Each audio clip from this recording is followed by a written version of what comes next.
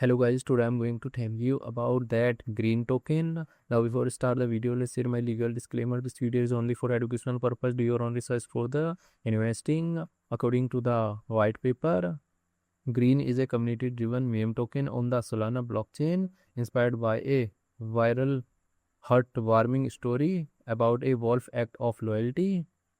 Viral origin. The token's narrative is based to the viral origin. The token's narrative is based on the true story of a rescued wolf named Green, which captured global attention online. Solana meme coin. It operates as a speculative community focused assets on the high throughput Solana network, typical of the meme coin genre. Community narrative. Its value is primarily driven by the strength of its story and social engagement rather than underlying technological utility. Green project institution rating is 3.4. Green token total supply is 50 billion and circulating supply is around 40.39 billion green token. Green token is listed on Uniswap V3, Uniswap V4 and other exchanges.